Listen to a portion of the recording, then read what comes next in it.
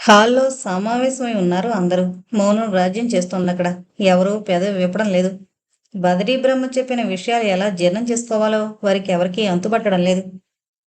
రంగారావు గారు, కిన్నెరను నేను స్వయంగా రాత్రి చూశాను. మాట్లాడాను కూడా. మీ మీద ద్వేషం, పగ పెంచుకునుంది కిన్నెర.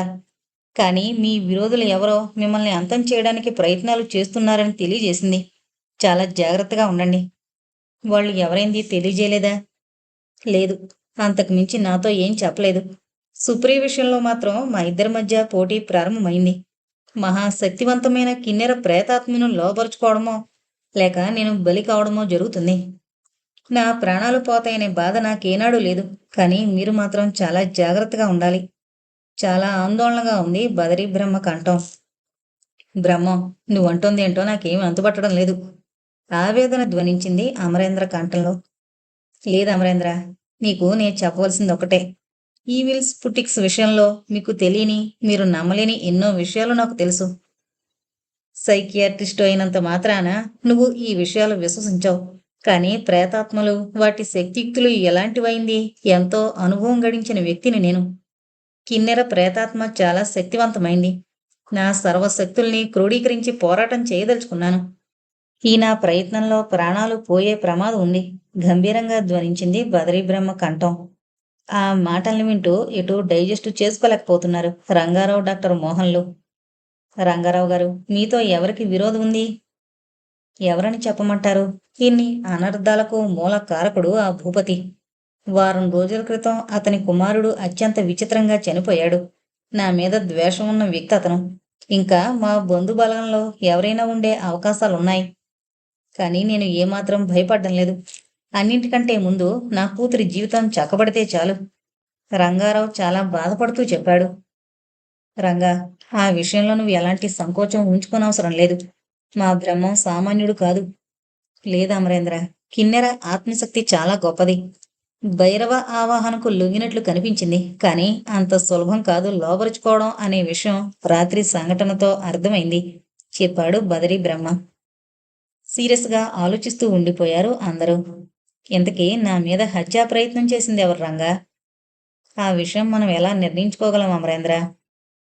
విశ్లేషణ కావాలి రంగా. విశ్లేషణతో మనం నేరస్తులు ఎవరైంది సక్రమంగానే ఊహించగలం. అంకుల్, మీరు ఫ్యాక్టరీ వైపు ఈ 2 రోజులుగా వెళ్ళడం లేదు. ఓసారి వెళ్ళిరండి.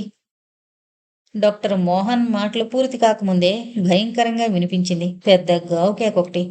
అది సుప్రియ కంఠం. వెర్రిగా కేకలు, నవ్వులు కర్ణ కఠోరంగా 2వ దఫా వినిపించడంతో అందరూ ఉలికిపాటుతో లేచి నిల్చున్నారు. సుప్రియ, సుప్రియ, ఏమైంది? కంపిత స్వరంతో ఆమె గదివైపు పరుగులు తీయబోతూ అరిచాడు మోహన్. ఆగు, రాకు, ఎవరు ఇటు రావద్దు. మెట్ల మీద ప్రత్యక్షమైన సుప్రియ కంఠం కంగుమంది. కానీ అది సుప్రియ కంఠంలా లేదు. ఎంతో మార్దవంగా ఉండవలసిన కంఠంలో మృదుత్వం లోపించి మరోలా ఉంది. షాక్ తిన్నట్టు ఉండిపోయారు అందరూ. రంగారావుకు అర్థమైంది ప్రస్తుతం సుప్రియను కిన్నెర ఆవహించున్న విషయం. కంఠస్వరం కూడా అంతా కిన్నెరలాగే తోచింది. రంగారావు గారు, ఎవరూ ఎవరికీ చేయని ద్రోహం నా విషయంలో మీరు చేశారు. నేను మనువాడాల్సిన వ్యక్తి తనని తాను అంతం చేసుకున్నాడు. నా అయ్య జీవోత్సవంలా మంచం పట్టాడు. నా కుటుంబమే లేకుండా పోయింది. ప్రకృతి ఒడిలో కిన్నెరసాని ఒడ్డున ఎంతో ఆనందంగా గడిచిపోవలసిన నా జీవితాన్ని మీరే స్వయంగా కొండయ్య సాయంతో నేల రాచారు. అందుకే మీరెన్ని ప్రయత్నాలు చేసినా వదలను. నేను ఎలా హింసించబడ్డానో అదే రీతిలో నీ కుమార్తె. నా తండ్రి ఎలా కుమిలిపోయాడో అలాగే నువ్వు ఒంటరితనంతో కుమిలి కుమిలి చావాలి. అంతవరకు విశ్రమించను. నడుం మీద చేతులుంచుకుని ఠీవీగా పలికింది సుప్రియని ఆవహించిన కిన్నెర. వద్దు, వద్దు కిన్నెర, నా కుమార్తెని ఏమీ చేయకు. నీకంతగా కక్షుంటే నా ప్రాణాలు తీసేయ్, నేను బాధపడ్ను. నే చేసిన పాపానికి నిష్కృతి లేదు. 2 చేతులతో మొహం కప్పుకుని బౌరుమన్నాడు రంగారావు. బదరీ బ్రహ్మ, అమరేంద్ర, డాక్టర్ మోహన్లు సర్పద్రష్టల్లా అలాగే ఉండిపోయారు కదలకుండా. మరో మారు వెర్రిగా కేకలు పెట్టి గదివైపు కదిలింది సుప్రియ. లాభం లేదు సత్యం. మనం ఎలాంటి ప్రయత్నం చేసినా వాళ్ళకి ఎలాగో తెలిసిపోతుంది. మనం ఇక్కడే ఉండి పోలీసుల చేతుల్లో పడ్డం కంటే మన దారి మనం చూసుకోవడం మంచిది. రజాక్, ఇదంతా ఆ దెయ్యం ప్రభావం అని నా అనుమానం. అరే చూప్, సైతం లేదు గీతం లేదు. అదంతా హంబక్. పెద్దవాళ్లతో వ్యవహారం మనకెందుకు, చూడదో సత్యం. చకచక తన సూట్ కేసు సర్దుకుంటూ చెప్పాడు రజాక్. ఈలోగా ఆ ఇంటి దగ్గరికి రిక్షాలో వచ్చింది వనజమ్మ. ఏమైంది, నువ్వు వచ్చేసావు వనజమ్మ? ఆ దెయ్యం కొంపలో ఎవరుంటారు సత్యం? నేను రజాక్ కలిసి తిరుపతి వెళ్ళిపోతున్నాం. అక్కడే ఏవో పనులు చేసుకుంటూ బ్రతకగలం. వనజమ్మ మాటలు పూర్తి కాకముందే రజాక్ రెడీ అయ్యాడు. ఆలోచించాడు సత్యం. రజాక్, నేను ఒంటరివాణ్ణే, మీ వెంట రమ్మంటారా? ఆశగా అడిగాడు. అతని ఆలోచనలు వనజమ్మ మీదున్నాయి. కానీ వనజమ్మ రజాక్ వలలో పడిపోయింది. ఆ విషయం సత్యానికి తెలుసు. నీకు అభ్యంతరం లేకుంటే రాబాయ్. నాకు బాగా తెలిసినతను ఒక అతనున్నాడు తిరుపతిలో. అతని సాయంతో మనం పనులు చూసుకోవచ్చు. ఈ గోలతో మనకెలాంటి సంబంధం లేకుండా కాస్త ప్రశాంతంగానైనా ఉండే అవకాశం ఉంటుంది. ఆ తర్వాత ఆలస్యం చేయలేదు సత్యం. తన బిలాంగింగ్స్ అన్నీ సర్దుకున్నాడు. ముగ్గురు బయలుదేరారు బస్టాండ్ వైపు. రాత్రి 8 గంటలయింది. బంగ్లాలో వంట మనిషి వనజమ్మ, కారు డ్రైవర్ రజాకు లేకపోవడంతో కొంతవరకు విషయం గ్రహించారు అందరూ. మోహన్, ఎవరినైనా మంచి వంట మనిషిని చూడు త్వరగా. అంకుల్, ఆ విషయంగా మీరేమీ ఆందోళన పడనవసరం లేదు. ఆ ఏర్పాట్లు ముందే చేశాను. నాయర్ని ఏర్పాటు చేశాను. కేరళ నాయర్ చాలా అనుభవం ఉండే వ్యక్తి, మంచివాడు కూడా. డ్రైవర్తో రిస్క్ ఉంటుంది. మంచి డ్రైవర్ వచ్చేంత వరకు మనమే బాధపడక తప్పదు అంటూ బదరీ బ్రహ్మ, అమరేంద్రులతో బయలుదేరాడు రంగారావు ఫ్యాక్టరీ వైపు. బంగ్లా లోపల డాక్టర్ మోహన్, సుప్రియులు మాత్రం ఉన్నారు. ప్రియా, ఎలా ఉన్నావు? బెడ్ మీద అటు తిరిగి ఏదో ఆలోచిస్తున్న సుప్రియ మోహన్ కంఠం వినగానే ఇటు తిరిగింది. నునుపైన ఆమె బుగ్గలు అశ్రు ధారలతో బాగా ఉబ్బి ఉన్నాయి. మోహన్, ప్లీజ్, నాకేదో అవుతోంది మోహన్. నాకేమీ అర్థం కావడం లేదు. ఎప్పుడూ చూడని ప్రాంతాలన్నీ నా కళ్ళ ముందు కనిపిస్తున్నాయి. ఏమవుతోంది మోహన్? నాకేమవుతోంది? నథింగ్ డియర్, నువ్వు కంగారు పడకు. మానసికంగా అనవసరంగా ఆలోచిస్తే అలాగే ఉంటుంది. త్వరలో పెళ్లి జరిగిపోతే ఈ సమస్యలుండవు. లేదు మోహన్, నీకు తెలీదు. ఎస్టేట్కి వెళ్ళినప్పటి నుండి ఇలా అవుతోంది. నాకేమీ అర్థం కావడం లేదు. రేపు పిక్నిక్ అరేంజ్ చేస్తాను, వెళదాం. ఏమంటావ్? నాకేం ఇష్టం లేదు, కానీ నీ కోసం వస్తాను. ఎవరూ ఉండరు, మనం ఇద్దరమే. కాస్త రిలాక్స్ అయినా అవ్వాలని. ఎటు వెళుతున్నాం? 5 మైళ్లలో లంబాడీల తండా ఉంది. ఆ తండాకివతల వాగుంది, అక్కడికి వెళదాం. చిన్న టెంపుల్ కూడా ఉంది ఆ వాగు ఒడ్డునే. అలాగే. ఆరాధనగా చూసింది మోహన్ వైపు. నెమ్మదిగా 2 అడుగులు ముందుకు వేసి సున్నితంగా సుప్రియ పెదవుల్ని చుంబించాడు డాక్టర్ మోహన్. అప్రయత్నంగా సుప్రియ చేతులు మోహన్ వీపును చుట్టేశాయి. అదృశ్యంగా ఉన్న కిన్నెర ప్రేతాత్మ ఆ దృశ్యాన్ని చూడగానే ఆవేశంతో కృష్ణసర్పంలా బుసలు కొట్టింది. మిస్టర్ రంగారావు, ఈ ఫ్యాక్టరీలో ఉండే మా షేర్స్ని మేం క్యాన్సిల్ చేసుకోవాలనుకుంటున్నాం. మీరు మరోలా భావించకండి. అక్కడున్న డైరెక్టర్స్లో 2 చాలా సున్నితంగానే చెప్పారు. ఆ వ్యక్తులిద్దరూ భూపతిబాబు, సర్వారాయుడు. ఆశ్చర్యపోలేదు రంగారావు. ఒక విధంగా అతను ఊహిస్తున్న విషయమే. చాలా రోజులుగా ఆ ఇద్దరు తన మీద కక్షగట్టారని, ఏమాత్రం అవకాశం ఉన్నా తనను అంతం చేయడానికైనా వెనుతీరని రంగారావుకు బాగా తెలుసు. చూడండి, మీ అభిప్రాయాలు మీరు తెలియజేశారు. అందుకు నాకు అభ్యంతరం లేదు. మరో విషయం, మీకు అంగీకారమైతే నా షేర్స్ వదులుకోవడానికి నేను సిద్ధంగా ఉన్నాను. మీకు వీలైతే మీరే నా షేర్స్ని హ్యాండ్ ఓవర్ చేసుకోండి. రంగారావు చాలా నెమ్మదిగా చెప్పాడు. ఆ మాటలు నమ్మలేనట్లు ఫీలింగ్స్ పెట్టారు ఆ ఇద్దరు. ఏం, నమ్మలేకపోతున్నారా? జీవం లేని నవ్వు నవ్వుతూ చెప్పాడు రంగారావు. నమ్మలేక కాదు. నీ షేర్ని వదులుకుంటే ఇక ఈ ఫ్యాక్టరీని ఎవరు మెయింటైన్ చేస్తారు? అది పైకంటున్న మాట అని రంగారావుకి తెలుసు. ప్రస్తుతం అతను ఆలోచిస్తోంది తన ప్రత్యర్థి స్థానంలో ఉన్న ఆ ఇద్దరికి ఎలాంటి అవకాశం ఇవ్వకూడదనే. భూపతి గారు, మెయింటైన్ చేయడం పెద్ద కష్టం కాదు ఎవరికైనా. కానీ నా కుటుంబ పరిస్థితులకి అనుగుణంగా నేను నా భాగం వదులుకోవడానికి సిద్ధపడుతున్నాను. రంగారావు చాలా సాధారణంగా చెప్పాడు. అతనికి మరో విషయం కూడా తెలుసు. తను ఏమాత్రం వారికి ఎలాంటి అవకాశం ఇచ్చినా ఇక తనను వదిలిపెట్టరని. ఆ కారణంగానే అతను అలాంటి నిర్ణయానికి రాగలిగాడు. మిగిలిన ఫార్మాలిటీస్ అన్నీ మా లాయర్ చూసుకుంటాడు, ఇకొస్తాను అంటూనే అక్కడ ఆగకుండా బయలుదేరాడు రంగారావు. వాస్తవంలో ఆ ఇద్దరూ ఆలోచిస్తోంది వేరు. ఎలాగైనా రంగారావుని ఫినిష్ చేయాలన్నది వారి పట్టుదల. అందుకు ఎలాంటి అవకాశం తమకు ఇవ్వడం లేదు రంగారావు. ఆ విషయం స్పష్టంగా అర్థమవుతూనే ఉంది. ఆఫీస్ రూమ్ వెలుపల అమరేంద్ర, బదరీబ్రహ్మ వెయిట్ చేస్తున్నారు రంగారావు కోసం. విషయం ఏంటి రంగా? సిగారు వెలిగించుకుంటూ అడిగాడు అమరేంద్ర. చెప్పాడు రంగారావు. తొందరపడ్డావేమో రంగా. లేదు అమరేంద్ర. ఎప్పటినుంచో ఆ ఇద్దరికీ నా మీద ద్వేషం ఉందని తెలుసు. నన్ను అంతం చేయడానికి రకరకాల ప్రయత్నాలు చేస్తున్నారని తెలుసు. అలాంటి పొజిషన్లో ఇంకా వారితో సంబంధం ఉంచుకుని బిజినెస్ చేయడం చాలా పొరపాటు. రంగారావు చెప్పింది వాస్తవమే అమరేంద్ర. వారు వయోముఖ విషకుంభాలు. ఏ చిన్న అవకాశం లభించినా రంగారావుని ఫినిష్ చేయడానికే ప్రయత్నిస్తారు. ఇక రంగారావు తన జాగ్రత్తలో తానుంటాడు. బదరీబ్రహ్మ ఆలోచిస్తూ చెప్పాడు. కారులో బయలుదేరారు ముగ్గురు.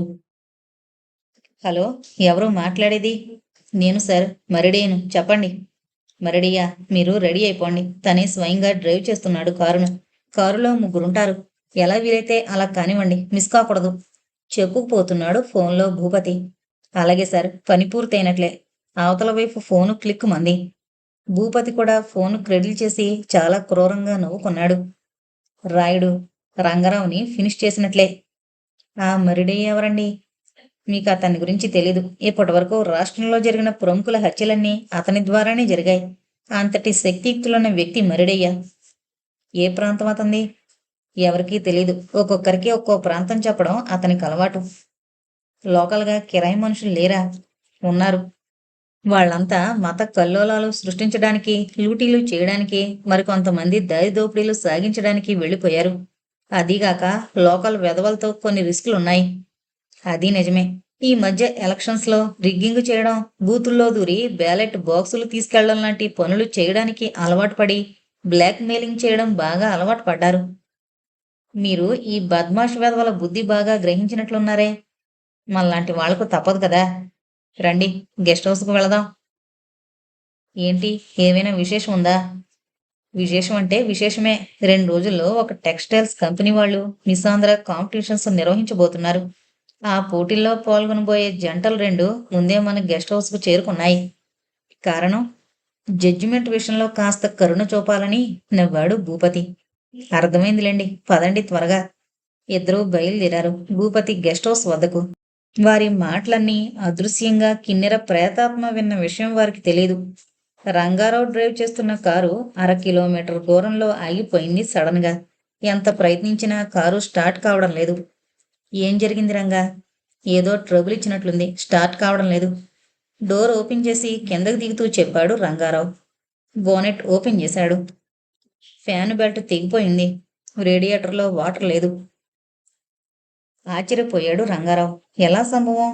ఒకేసారి కారు ఇంజిన్లో ఇన్ని మార్పులు ఎలా జరిగాయి? ఎంత ఆలోచించినా అతనికి అర్థం కాలేదు. మరో 100 గజాల దూరంలో మరిడయ్య మరో 2 గన్మెన్లు కాచుకునున్నారు. ఆ విషయం ఎవరికీ తెలీదు. కిన్నెర ప్రేతాత్మ చేసిన సాయం వారు గ్రహించలేరు. లాభం లేదు అమరేంద్ర, ఏదైనా ట్యాక్సీలో వెళ్లవలసిందే.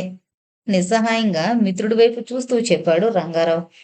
బదరీబ్రహ్మ మాత్రం చాలా సీరియస్గా ఆలోచిస్తున్నాడు. ఇంతలో అటుగా వచ్చిన ట్యాక్సీనాపి అందులో బయలుదేరారు ఆ ముగ్గురు. 100 గజాల దూరంలో శిథిలావస్థలో ఉన్న ఒక ఇంటి ప్రాంగణంలో కొంతమంది వ్యక్తులు తచ్చాడుతున్నారు. ఎంత ప్రయత్నించినా వారికి కావలసిన కారొస్తున్న సూచనలే లేవు. అసహనంతో వారు అలాగే చూస్తూ ఉండిపోయారు అక్కడే. కిన్నెర ప్రేతాత్మ మాత్రం విపరీతమైన ఆగ్రహంతో బయలుదేరింది భూపతి గెస్ట్ హౌస్ వైపు. అప్పటికే గెస్ట్ హౌస్ చేరుకున్న భూపతి బాబు, సర్వారాయుడు మందు కార్యక్రమంలో మునిగిపోయి ఉన్నారు. 18 సంవత్సరాలు దాటని అందమైన 2 యువతులు అర్ధనగ్నంగా వారికి కనువిందు కలిగిస్తూ కోరికలను రేకెత్తిస్తూ ఏదో చేస్తున్నారు. ముంచుకురాబోతున్న ప్రమాదం ఎలాంటిదైంది భూపతికి తెలిసే అవకాశం లేదు. అదృశ్య రూపంలో ప్రయాణించిన కిన్నెర ప్రేతాత్మ గెస్ట్ హౌస్ చేరుకుంది. సర్వారాయుడు, భూపతి అప్పటికే ఆ యువతులతో శృంగార కార్యకలాపాల్లోకి దిగబోతున్నారు. ముందుగా ఆ ఇరువురి శరీరాల మీద ఆచ్ఛాదనలు తొలగించే కార్యక్రమంలో బిజీ అవుతున్నారు. ఆ విషయం గమనించగానే కిన్నెర ఆగ్రహంతో మండిపడింది. ఒక యువతిని బలంగా కౌగిలించుకోబోతున్నాడు భూపతి.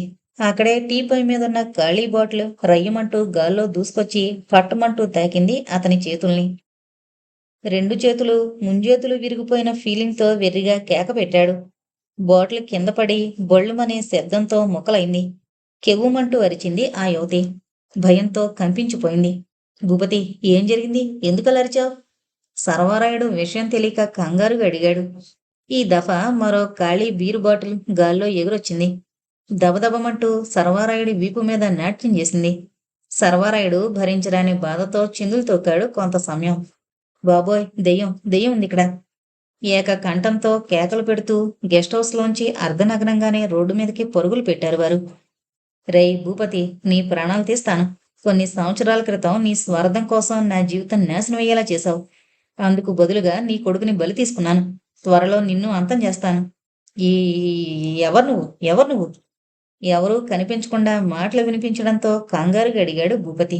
"స్స్! నేనా? నేను ఎవరైంది ఇంకా గుర్తించలేదా? దుర్మార్గుడా! రంగారావుతో నీకున్న విరోధం వల్ల నా తండ్రి కోలయ్యను నన్ను హింసించావు. గుర్తుందా? కిన్నెరసాని తీరంలోని కోయిగూడెం కిన్నెర ఇప్పుడు గుర్తుకొచ్చిందా? స్స్! శూన్యంలోంచి వినిపించిన ఆ మాటలు వింటూనే నో నో బిగ్గరగా కేకలు పెట్టి అలాగే విరుచుకుపడ్డాడు భూపతి. అంతకుముందే తెలివి తప్పి కింద పడున్నాడు సర్వరాయుడు. సంతృప్తిగా ఆ బంగ్లాలోంచి బయటపడింది కిన్నెర ప్రేతాత్మ. రాయుడు పదవయ్యా, తొందరగా వెళదాం. ఆ పిశాచం మళ్ళీ వస్తుందేమోనని అనుమానంగా ఉంది. భూపతి, నాకు తెలిసిన గొప్ప మాంత్రిక వైద్యుడు ఒకడున్నాడు. అతన్ని కాంటాక్ట్ చేద్దాం. నన్ను అడగవలసిన అవసరం లేదు బాబు. త్వరగా అతన్ని పిలిపించు. ఎంత ఖర్చైనా పర్వాలేదు. కంపిత శరీరంతో చెప్పాడు భూపతి బాబు. నువ్వు నా వెంట రావడం మంచిది. వెంటనే మనం భద్రాచలం ప్రాంతం వెళ్ళాలి. భద్రాచలం ప్రాంతమా? అవును. చింతలూరు అని ఓ ప్రాంతం ఉంది. బాగా లోతట్టు ప్రాంతం అది. అక్కడికి వెళ్ళి సిద్ధప్పను కలుసుకోవాలి. సిద్ధప్ప? ఎప్పుడూ ఆ పేరైనా వినలేదు నేను. అతనిది కర్ణాటక ప్రాంతం. కానీ మహాశక్తి సంపన్నుడు. ఇప్పుడే బయలుదేరవలసింది. ఆలస్యం చాలా అనర్థాలకు కారణం అవుతుంది అంటూ తొందర పెట్టాడు భూపతి. గంట తర్వాత మిత్రులిద్దరూ భద్రాచలం బయలుదేరారు. రంగారావు గారు, మరో 4 రోజుల్లో అమావాస్య రాబోతోంది. కిన్నెర ప్రేతాత్మలకు చాలా బలీయమైన రోజు. క్షుద్రశక్తులకు ఎంతో ముఖ్యమైన పర్వదినం లాంటిది. కిన్నెర ప్రేతాత్మ పౌర్ణమిని ఎంచుకుంది. కానీ మనం అమావాస్య రోజు నుండే పూజ మొదలు పెట్టాలి. ఇది నిర్విఘ్నంగా పౌర్ణమి వరకు జరగాలి. అందుకు అనువైన స్థలం మీ ఎస్టేట్ ప్రాంతమే, చెప్పాడు బదరీ బ్రహ్మ. మీ వెంట అమరేంద్రను తీసుకువెళ్ళండి. మీకు కావలసిన ఏర్పాట్లని కనకారావు చేయగలడు. సుప్రియను వదిలిపెట్టి నేను రాలేను. ఏ క్షణంలో ఏం జరుగుతుందోనని కంగారుగా ఉంది. భయపడకండి. ఈ రోజు మొదలు కిన్నెర సుప్రియను సమీపించకుండా నా సాయశక్తుల్ని వినియోగించే గాయత్రి మంత్రాక్షరిని, బేతాళ శక్తిని ప్రాణప్రతిష్ఠ చేసి సుప్రియకు రక్షణగా నియోగిస్తాను. నేను వెళ్ళవలసిన అవసరం లేదు రంగా. బ్రహ్మం వెంట మరెవరినైనా పంపించు. నేను సుప్రియకు చాలా సమీపంలోనే ఉండాలి. నేను వెళ్ళొస్తాను అంకుల్, డాక్టర్ మోహన్ చెప్పాడు. ఆశ్చర్యంగా చూశారు రంగారావు, అమరేంద్ర. అవునంకుల్, భద్రాచలంలో నాకు ఫ్రెండ్ ఉన్నాడు. అతని సిస్టర్ది మ్యారేజ్. ఎలాగూ నేను ఈరోజు వెళ్ళాలి. పనిలో పనిగా బ్రహ్మం గారితో వెళ్ళొస్తాను. వెంటనే బయలుదేరాలి మోహన్. సాయంకాలానికంతా మనం ఎస్టేట్లో ఉండక తప్పదు, ఆలోచిస్తూ చెప్పాడు బదరీ బ్రహ్మ. మరో అరగంట తర్వాత బయలుదేరబోతున్నారు ఇద్దరు. అప్పుడొచ్చింది సుప్రియ తన గదిలోంచి. ఇప్పుడు సుప్రియ మామూలుగా ఉంది. మోహన్, ఎస్టేట్కు వెళుతున్నావట కదా, నేను వస్తాను. వద్దు బేబీ, మోహన్ పెళ్లికి వెళుతున్నాడు. నో డాడీ, మోహన్ వెంట వెళ్ళవలసిందే, మొండికెత్తింది సుప్రియ. రానివ్వండి రంగారావు, ఇందులో కంగారు పడవలసిన అవసరం లేదు, తను జోక్యం కల్పించుకున్నాడు బదరీ బ్రహ్మ. రే రంగా, ఈ గోలంతా ఎందుకు? పద, మనం కూడా బయలుదేరదాం, నవ్వుతూ చెప్పాడు అమరేంద్ర. అరగంట తర్వాత బంగ్లాలోంచి అందరూ అంబాసిడర్లో బయలుదేరారు. భూపతి, సర్వారాయుడు కలిసి నియమించిన మరిడయ్య తన మనుషులతో ఆ బంగ్లా పరిసరాల్లో కాపలా కాస్తున్నాడు. వారందరూ కారులో బయలుదేరడం గమనించి తన అనుచరులతో కలిసి జీపులో బయలుదేరాడు మరిడయ్య. వారి వెంట వేటకత్తులు, గొడ్డళ్ళు, నాటుబాంబులు ఉన్నాయి. ప్రమాదం తమను వెన్నంటుతూ ఉందని కారులో ఉన్న వారికి ఎవరికీ తెలీదు. అప్పుడు టైం మధ్యాహ్నం కావస్తోంది. మోహన్, పెళ్లి ముహూర్తం ఎన్ని గంటలకు? రాత్రి 10 గంటలకు, భద్రాచలం కళ్యాణ మండపంలో, చెప్పాడు మోహన్. సిటీ వదిలి భద్రాచలం రోడ్డు పట్టాయి వెహికల్స్ 2. వారెవ్వరికీ తెలియకుండా కిన్నెర ప్రేతాత్మ వీరి వెంట గాల్లో ప్రయాణిస్తోంది. క్షణానికి వాతావరణంలో మార్పులు చోటు చేసుకుంటున్నాయి. వాహనాలు 2 క్షణానికి వేగం అందుకుంటున్నాయి. ఆకాశం మేఘావృతమైంది. వర్షం వచ్చే సూచనలు తెలియడానికి ఈదురుగాలులు మొదలయ్యాయి. దట్టంగా కమ్ముకున్న మేఘాల వల్ల పగలే చీకటిగా ఉంది. దారి పక్కల్లో ఉన్న చెట్లు గాలికి జడలు విప్పుకుని విలయతాండవమాడే పిశాచాల్లా కనిపిస్తున్నాయి. మోహన్, కాస్త స్లోగా వెళ్ళు. పక్కనే ఉన్న సుప్రియ నెమ్మదిగా అంది. నీకంటే స్పీడ్గా ఎవరు డ్రైవ్ చేయరు తెలుసా? నా మీద పోటీగా డ్రైవ్ చేస్తున్నావా? నీతోనా పోటీనా? ఇంకేమైనా ఉందా? చూడండి డాడీ, బొంగుమూతి పెట్టింది సుప్రియ. అందరూ నవ్వుకుంటున్నారు. బదరీ బ్రహ్మ మాత్రం నిమ్మకాయ మీద కాటుకు వంటి నల్లటి చుక్క నుంచి ఏవో మంత్రాలను పఠిస్తూ తదేకంగా ఆ చుక్కలోకి చూస్తున్నాడు. ఏవేవో దృశ్యాలు కనిపిస్తున్నాయి. అప్పుడు వినిపించింది ప్రళయ వికటాటహాసం లాంటి ఉరుముల శబ్దాలు. దూరంగా చెట్లలోకి గగనంలోకి జారింది పొడిగాటి కాంతి పుంజం ఒకటి. అరలిప్త కాలం తర్వాత చెవుళ్ళు దివ్వెళ్ళు పరిచేలాంటి శబ్దం వినిపించింది. పిడుగుపడినట్లుంది. గొణిగాడు అమరేంద్ర. కాదు, కిన్నెర ప్రేతాత్మ తన ప్రభావం చూపెట్టింది. కళ్ళు మూసుకునే జవాబిచ్చాడు బదరీ బ్రహ్మ. అక్కడ అర నిమిషం పాటు గాలి స్తంభించింది. అందరి శరీరాలు సన్నగా వణికాయి. అరలిప్త పాటు ఎదురుగా ఉన్నట్టుండి సాక్షాత్కరించాయి అగ్ని జ్వాలలు. రోడ్డు పక్కలో ఉండే వెదురు పొదలు భగభగమంటూ అంటుకున్నాయి. సడన్ గా ఆగిపోయింది కారు. అంటుకున్న వెదురు పొదల్లోని అగ్నిజ్వాలలు నెమ్మదిగా రోడ్డు మీదకి వ్యాపించసాగాయి. వెనక భాగంలో వస్తున్న జీపులోని వారికి ఏమీ అర్థం కావడం లేదు. జీప్కు కారుకు మధ్య సుమారు 200 గజాల దూరం ఉంది. అప్పుడు మళ్లీ వినిపించింది ఆకాశంలో పెళపెళార్భాటం. మరో నిమిషంలో హృదయ విదారకమైన ఆర్తనాదాలతో ఆ ప్రాంతమంతా ప్రతిధ్వనించిపోయింది. రెండో పిడుగు మన వెనక జీప్ మీద పడింది. డాక్టర్ అమరేంద్ర అన్నాడు ఆశ్చర్యంగా. కాదమరేంద్ర, మనకు అపకారం తలపెట్టిన స్వార్థపరుల్ని అంతం చేసింది కిన్నెర ప్రేతాత్మ. మేఘ గంభీర స్వరంతో చెప్పాడు బదరీ బ్రహ్మ. అప్పుడు ఉలిక్కి పడ్డారు కరెంట్ షాకు తిన్నవారిలా మిగిలిన వారు. బ్రహ్మం, నీ మాటలు ఎటూ అర్థం కావడం లేదు. పిడుగులు పడుతుంటే ఆ చర్యల్ని ఒక ప్రేతాత్మ చేతలుగా చెప్పడం బాగోదు. అమరేంద్ర, ఇక్కడే పొరబడుతున్నాం. ప్రకృతి శక్తులు సాధారణంగా ప్రేతాత్మ శక్తులకు అనుసంధానమై నడుచుకుంటూ ఉంటాయి. ప్రేతాత్మ శక్తిని మనం పిడుగుపాటుగా అభివర్ణించుకోవచ్చు. కానీ జరిగింది మాత్రం యథార్థం. కిన్నెర ప్రేతాత్మకు జరగబోయే అనర్థాలు ముందే తెలుసు. ఆ కారణంతోనే మనల్ని అనుసరించింది. చెప్పుకుపోతున్నాడు బదరీ బ్రహ్మ. ఆశ్చర్యంగా అనుమానంగా వింటున్నారు అందరూ. కాలి భస్మరాశిగా మిగిలిపోయిన జీపుని, బొగ్గు దొంగల్లా మారిన అందులోని మానవాకారాలను ఆశ్చర్యంగా చూస్తూ కంపించిపోతున్నారు అందరూ. వర్షం తగ్గుముఖం పట్టింది. మోహన్, ఇక స్టార్ట్ చేయి, కారుని పోనివ్వు, ఒక నిర్ణయంతో చెప్పాడు బదరీ బ్రహ్మ. కిన్నెర ప్రేతాత్మ తనలో తానే సంతోషించింది బదరీ బ్రహ్మ మేధా సంపత్తికి. మళ్లీ ఆ కారుని అనుసరించసాగింది. ఇక్కడ బదరీ బ్రహ్మ ఆలోచిస్తోంది ఒక విషయం మాత్రమే. అది కిన్నెర ప్రేతాత్మను ఎలా ఎదుర్కోవాలా అని మాత్రమే. అతని అంతరంగంలో చెలరేగే ఆలోచనలన్నీ పసిగట్టినట్లు కారుని వెంటాడుతూ తనలో తానే వికృతంగా నవ్వుకోసాగింది కిన్నెర ప్రేతాత్మ. చీకటి పడిపోయింది అప్పటికి. వర్షం పూర్తిగా తగ్గిపోయింది. చుట్టూ అడవి దట్టంగా కనిపిస్తోంది. మరో 2 మైళ్ళ దూరం వెళ్ళిన తర్వాత ఉన్నట్టుండి ఆగిపోయింది కారు. What happened Mohan? అడిగాడు అమరేంద్ర. నా ప్రమేయం లేకనే కారు ఆగిపోయింది, అయోమయంగా చెప్పాడు డాక్టర్ మోహన్. కిందకి దిగి ఇంజిన్ చెక్ చేయి మోహన్. నో అమరేంద్ర, నీ ఆలోచన పొరపాటు. నా వెంట రండి అంటూ కిందకి దిగాడు బదరీ బ్రహ్మ. అందరూ అతని వెంట కదిలారు. ఎదురుగా కొంత దూరంలో లావాటి చెట్టు ఒకటి విరిగి రోడ్డుకు అడ్డం పడిపోయింది. అక్కడ చాలా పెద్ద టర్నింగ్ ఉంది.